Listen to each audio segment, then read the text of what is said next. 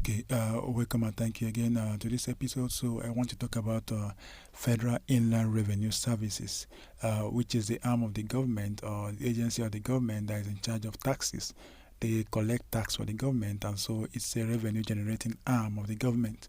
And so far, this year, they have, in a recent announcement, said that they've made about 99% of their projected revenue for the time being, which is they projected about 4.23 trillion dollars, or rather trillion naira.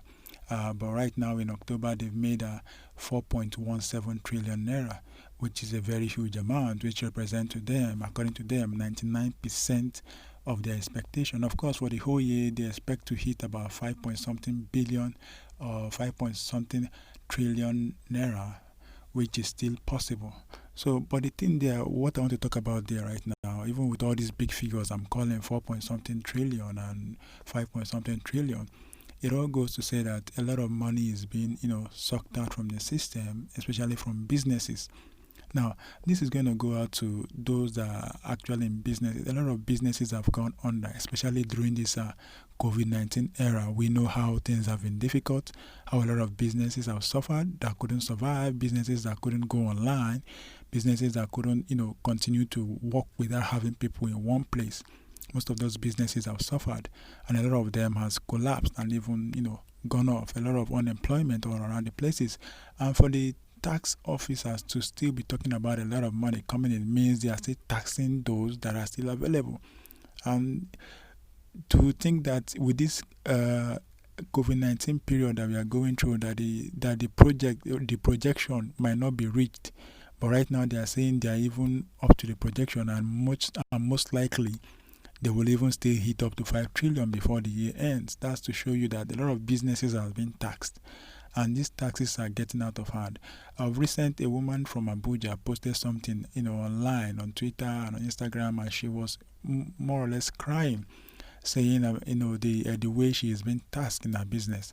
You pay this amount today, tomorrow the same people come around again with a different kind of invoice requesting for another tax. You pay them, and then another day again, maybe a week later, another people will come, which are also from the same offices, but with a different invoice, requesting for their own, amount. And sometimes they just ask you not even just to pay them, to see them off, to settle them out of the invoice, not to pay, officially, but to settle them. And that's to show that a lot of these things, a lot of the monies are not even well documented, and even those that are well documented, they are repetitive taxing, which is very, very dangerous to businesses, because these businesses owned by individuals are entrepreneurs trying to survive, and most of the times also carrying a lot of people along, which is their staffs. So when they continue to get excessive billing, a lot of them don't survive those taxes. A lot of them don't survive it. And when that business closes down, the employers lose their job. More unemployment goes in the streets. So, of course, it's important to get to tax, because that is a way in which the government generates revenue. But it's also important that they begin to put a good measure to ensure that these businesses, these entrepreneurs, these people trying to create jobs where the governments are not doing enough, where the government is not able to fill up, they are trying to fill. They should not be overburdened with taxes. They should not be discouraged by high taxes. They should not be discouraged by overbilling, or billing over and over and over, just because they want to meet their target. Of course, it's good and important that they meet their target, but also they should understand that these are businesses paying those money, and these businesses have people that they are taking care of, that the government is not taking care of. Government cannot employ everybody. Of course, government is the biggest employer of labor. We all know that. At federal level, state level, government is the biggest employer of labor, because government is supposed to have the funding, and government is supposed to provide infrastructure, to a great extent. But what about those that are not being, catered for by the government? Those that are not being employed by the government, they are employed by, private individuals, and these private individuals have to pay tax, because government parastatals and government institutions are not really affected by this tax, because they are the government themselves. So eventually, those paying the taxes are the private citizens, private businesses, entrepreneurs out there, and the entrepreneurs out there are providing jobs. And so, if you frustrate them with tasks, just because you want to meet your bottom line, just because you want to meet your target, eventually that business goes under.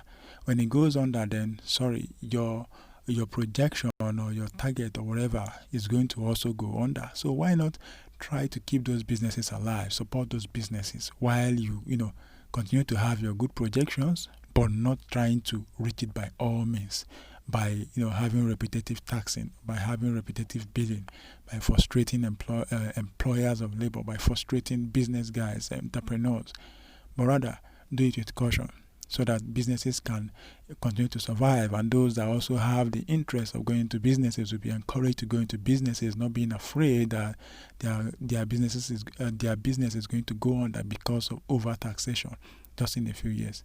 So that's what I have to say, and thank you for listening, and see you in the next one.